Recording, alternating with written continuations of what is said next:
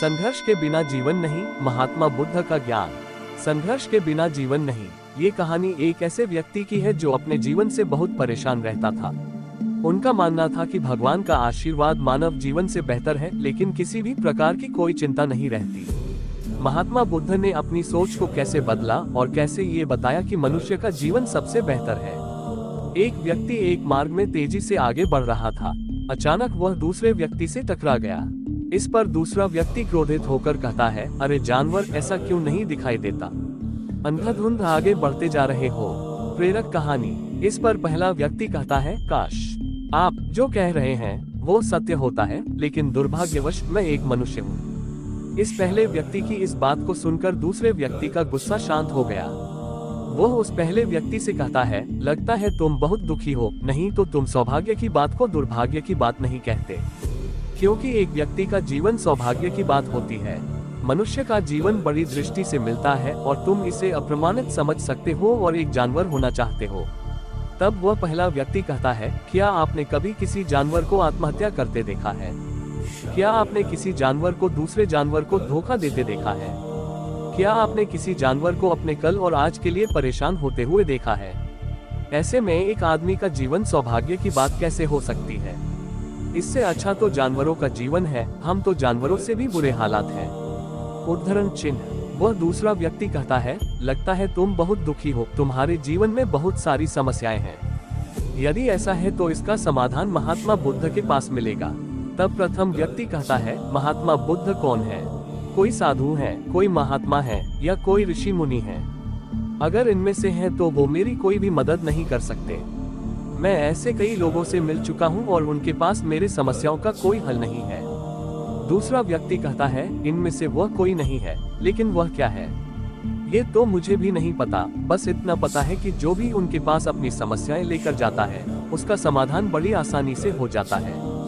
जो भी उनके पास आता है उसके सारे दुख दर्द उनके पास से निकल जाते हैं। उस दूसरे व्यक्ति की बात सुनने से पहले व्यक्ति को उसे महात्मा बुद्ध से मिलना चाहिए। तब वह कहते हैं, अगर तुम कहते हो तो मैं उनसे भी मिलकर देख लेता हूँ। उनमें ऐसी कौन सी बात है जो वो किसी की भी समस्या का समाधान बड़ी ही सरलता के साथ कर देते हैं? ऐसा कहकर वह व्यक्ति अगले दिन ही महात्मा बुद्ध से मिलने के लिए निकल गया। 4-5 दिन की यात्रा करने के बाद वह महात्मा बुद्ध के पास पहुंचे। मनुष्य जीवन अनमोल है। जब वह उनके पास पहुंचा तो देखा कि वे अपने शिष्यों को उपदेश दे रहे थे। उन्होंने कहा कि इस पृथ्वी पर उपस्थित हर किसी का जीवन बहुत ही अनमोल है, लेकिन मनुष्य का जीवन सबसे अधिक अनमोल है। इसके उपयोग से मनुष्य जीवन के सर्वोच्च स्तर पर पहुंच सकता है और इसी प्रकार मनुष्य जीवन के कारणों से भी सर्वोत्तम स्तर पर आ सकता है। महात्मा बुद्ध का उपदेश समाप्त होते ही वहां पर जो लोग बैठे थे वह चले गए। उसके बाद वह व्यक्ति महात्मा बुद्ध के पास पहुंचा, प्रणाम करके कहता है, हे बुद्ध, आप कहते हैं कि मनुष्य का जीवन अनमोल है। आखिर हम मनुष्य के जीवन में ऐसी क्या बात है? हम मनुष्य के जीवन में कीमती होने जैसी क्या चीज है? बिना संघर्ष जीवन नहीं। हम चिंता करते हैं, परेशान रहते हैं, हम अपने भविष्य के लिए चिंतित रहते हैं, ऐसे ही कई तरह की समस्याओं से घिरे होते हैं। लेकिन आप क्या जाने, आप एक साधु हैं, आपने तो ये सारी चीजें त्याग दी हैं, इसलिए आप ये सभी बातें आसानी से कह सकते हैं। मुझे तो यही लगता है, मनुष्य का जीवन बहुत ही कठिन है, हमें इसे समाप्त कर लेना चाहिए। आपने कभी पशुओं को देखा है ना? वे न तो चिंता करते हैं और न ही उन्हें किसी तरह की तकलीफ होती है। न वे किसी परेशानी में रहते हैं। वे अपना जीवन मौज मस्ती से जीते हैं। न उन्हें अपने आज की चिंता होती है और न ही कल की चिंता होती है।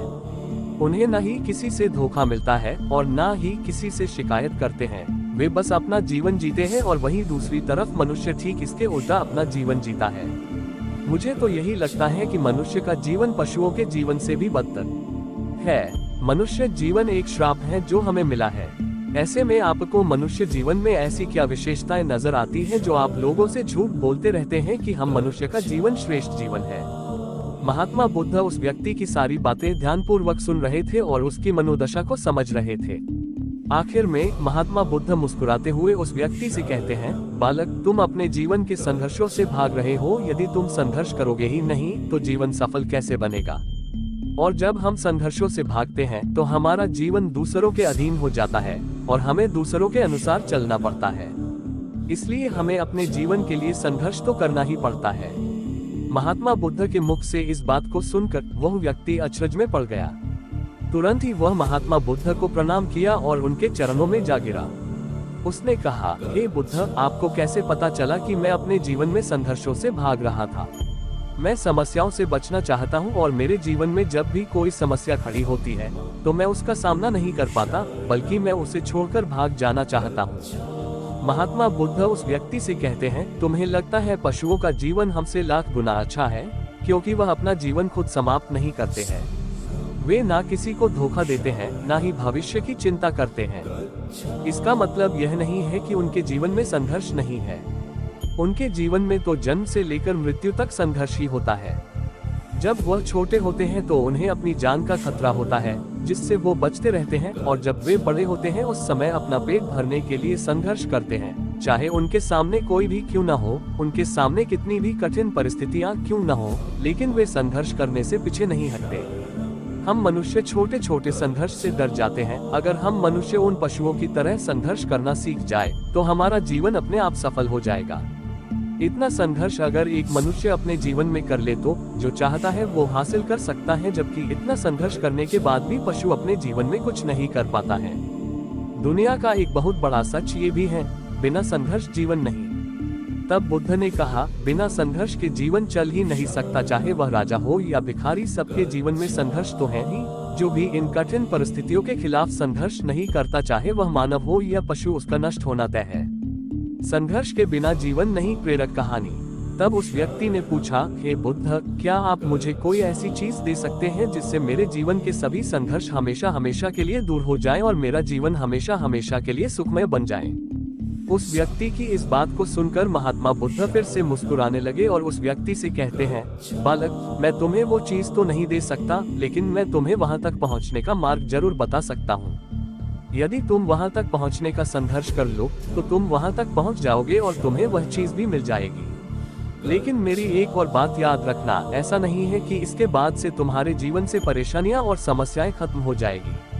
तुम्हारे जीवन में परेशानियां और समस्याएं तो आएगी, परंतु उनका प्रभाव तुम पर बहुत कम हो जाएगा। ऐसी परिस्थिति में कोई तुम्हें कितना भी दुख देने का, धोखा देने का प्रयास क्यों न करे, तुम्हें कभी भी धोखा नहीं मिलेगा। वह व्यक्ति दोनों हाथ जोड़कर कहता है, हे बुद्ध, बताइए वह चीज क्या है और मुझे कहाँ मिलेगी? मैं उस चीज को पाने के लिए कुछ भी कर सकता हूँ। मैं अपनी पूरे तन मन से प्रयास करूंगा, लेकिन उस चीज को हासिल करके ही रहूंगा। महात्मा बुद्ध बोले, सोच लो बालक, एक बार तुमने उस रास्ते पर चलना शुरू कर दिया तो उस पर चलते ही रहना होगा जब तक कि तुम अपनी मंजिल को पा नहीं लेते, और यह रास्ता अत्यंत संघर्षों से भरा होगा। क्या अभी तुम अपनी मंजिल को पाना चाहते हो? तब वह व्यक्ति कहता है, आप मुझे वह मार्ग बताएं, मैं उस मार्ग पर चलूंगा। मैं अपने अंतिम सांस तक संघर्ष करूंगा और उस चीज को हासिल करके ही दम लूंगा। समाधान। महात्मा बुद्ध ने कहा, वह चीज का नाम है शांति, जो तुम्हारे मन के भीतर गहराइयों में है। हमारे मन की गहराइयों में शांति छिपी हुई है। तुम्हें अपने मन की गहराइयों में उस शांति को खोजना होगा। उस शांति के लिए संघर्ष करना होगा। अगर तुम अपने रास्ते से नहीं भटके तो तुम्हें वो सब मिलेगा जो तुम चाहते हो। महात्मा बुद्ध की बात सुनकर वह व्यक्ति बोलता है, मुझे लगा आप कोई ऐसी वस्तु का नाम बताएंगे जिसे मैं हर हाल में हासिल कर लूंगा और उसके बाद मेरा जीवन सुखमय बन जाएगा। आगे वह व्यक्ति कहता है, इस दुनिया में ऐसी कोई चीज नहीं जिसे खोजा नहीं गया हो और खोजा नहीं जा सकता है, लेकिन मैं अपने मन के भीतर कैसे जा सकता हूँ? वहाँ जाने का ना ही कोई मार्ग है और ना ही वहाँ तक कोई सवारी जाती है। फिर कुछ देर सोचने के बाद वह व्यक्ति कहता है, हे बुद्ध, आप मुझे बताएं कैसे मैं उस मार्ग पर चलकर अपने मन की गहराइयों में शांति को ढूंढ सकता हूँ? इस दुनिया में सबसे शक्तिशाली क्या है? महात्मा बुद्ध उस व्यक्ति से पूछते हैं, इस दुनिया में सबसे शक्तिशाली क्या है? तब वह व्यक्ति कहता है, सबसे शक्तिशाली धनी व्यक्ति है जिसके पास सब कुछ है और उसे किसी बात की कोई चिंता नहीं है। तब महात्मा बुद्ध उस व्यक्ति से कहते हैं, इस दुनिया में सबसे शक्तिशाली है इच्छा। इच्छा ही इस दुनिया को चला रही है। जो कोई भी कार्य कर रहा है वह सब उसकी इच्छा का परिणाम है। एक इच्छा ही है जो किसी भी व्यक्ति को धूल में मिला सकती है, और इच्छा ही वो वस्तु है जो किसी भी व्यक्ति को उसकी मंजिल तक पहुंचा सकती है। इस दुनिया में जो कोई भी आया है, जहां कहीं भी है, जिस भी परिस्थिति में है, वह उसके इच्छा के अनुसार ही है। फिर महात्मा बुद्ध कहते हैं, मनुष्य अपनी इच्छाओं के अनुसार अपने जीवन में कुछ भी कर सकता है, लेकिन एक सत्य ये भी है कि मनुष्य अपनी इच्छाओं पर पूरी तरह से नियंत्रण नहीं कर पाता है। इसलिए उसके जीवन में वह सभी घटनाएं घटती रहती हैं जो उसे नहीं चाहिए होता है। मन की बुरी इच्छाएं हमें बुरी चीजों की तरफ खींचती हैं और अच्छी इच्छाएं अच्छे चीजों की तरफ खींचती हैं।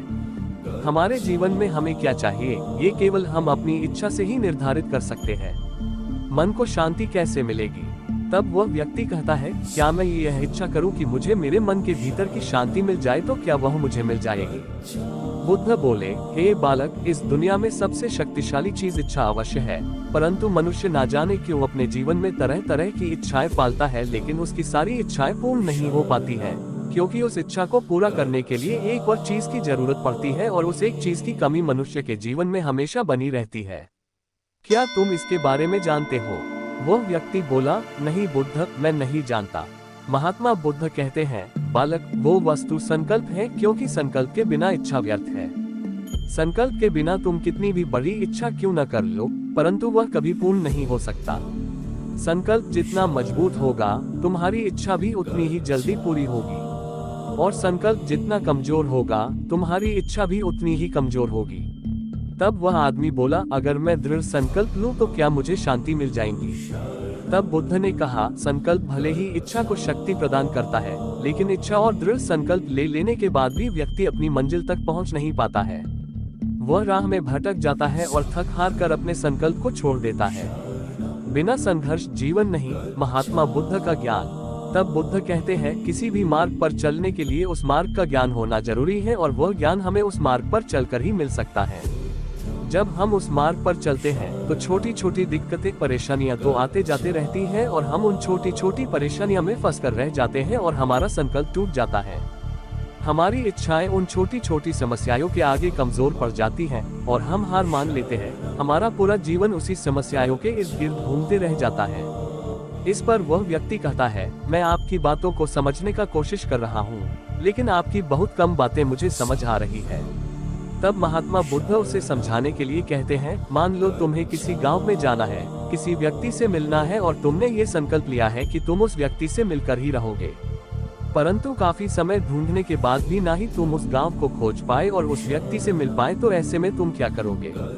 तब व्यक्ति कहता है, हे बुद्ध, ऐसे कैसे हो सकता है कि मैं जीवित हूँ और वह व्यक्ति भी जीवित है और मुझे गांव पता है, तो मैं किसी भी कीमत पर उस व्यक्ति से मिलकर ही आऊंगा।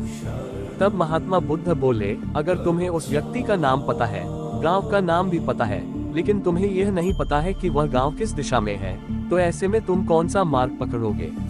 मान लो यदि तुमने किसी विपरीत दिशा को पकड़ लिया, क्या तुम्हें उस गांव तक ले जाएगा वो दिशा, और क्या तुम्हें उस व्यक्ति से मिला पाएगा? तब वह व्यक्ति बोला, ऐसे तो मिलना मुश्किल हो जाएगा। तब मुस्कुराते हुए बुद्ध ने कहा, मैं कब से तुम्हें यही समझाने का प्रयास कर रहा हूँ, हमारे अंदर इच्छा और संकल्प होने के बावजूद सही मार्ग का ज्ञान होना आवश्यक है। शांति को खोजने का मार्ग हमारे भीतर ही होता है।